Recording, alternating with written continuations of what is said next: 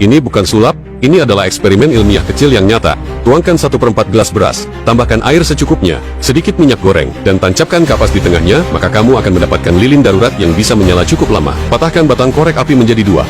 Susun 5 batang seperti dalam video, teteskan sedikit air di tengah. Perlahan-lahan batang-batang korek api akan saling bergerak dan membentuk bintang 5. Inilah kekuatan tegangan permukaan air. Tuangkan air dengan ketinggian berbeda ketiga dari 4 gelas.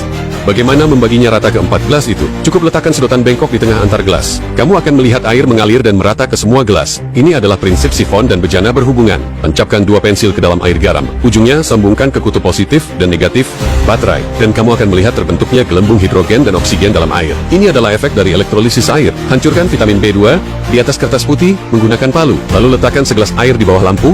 Taburkan bubuk vitamin ke dalam air. Matikan lampu, dan kamu akan melihat hujan cahaya berpendar turun perlahan dengan indahnya. Letakkan gelas bening di depan seorang gadis yang sedang ragu-ragu. Tuangkan air ke dalam gelas itu, dan kamu akan melihat gadis itu malu-malu, dan berbalik badan. Itulah pembiasan cahaya. Arahkan laser pointer ke air bening, tidak akan terlihat apa-apa. Tapi kalau kamu tambahkan sedikit susu dan aduk rata, maka kamu akan melihat bekas cahaya yang jelas di dalam air. Ini disebut efek Tyndall yang terkenal. Teteskan tinta dari isi pena ke ujung daun, lalu letakkan daun di atas permukaan air. Daun itu akan bergerak sendiri seolah-olah dipasangi mesin. Gulung selembar karton membentuk tabung dengan pensil. Letakkan miring di mulut gelas. Nyalakan ujung tabung, dan kamu akan melihat asap putih mengalir turun seperti air terjun kabut magis. Permen karet tidak perlu dikunyah. Bentuk menjadi kerucut kecil.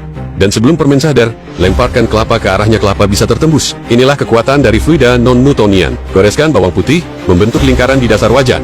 Dan kamu bisa menggoreng telur dengan bentuk lingkaran sempurna. Gosok jari di permukaan bawang putih, dan kamu bisa dengan mudah mengangkat kuning telur ini, karena ikatan di sulfida. Lilitkan kawat tembaga araturat di paku besi. Sambungkan kedua ujung kawat ke kutub positif dan negatif baterai. Dan kamu akan melihat benda logam di meja tertarik. Itulah prinsip kerja elektromagnet dan alat pengangkat logam crane. Daripada membiarkan anak hanya bermain game virtual di ponsel, lebih baik temani mereka mengeksplorasi eksperimen nyata seperti ini.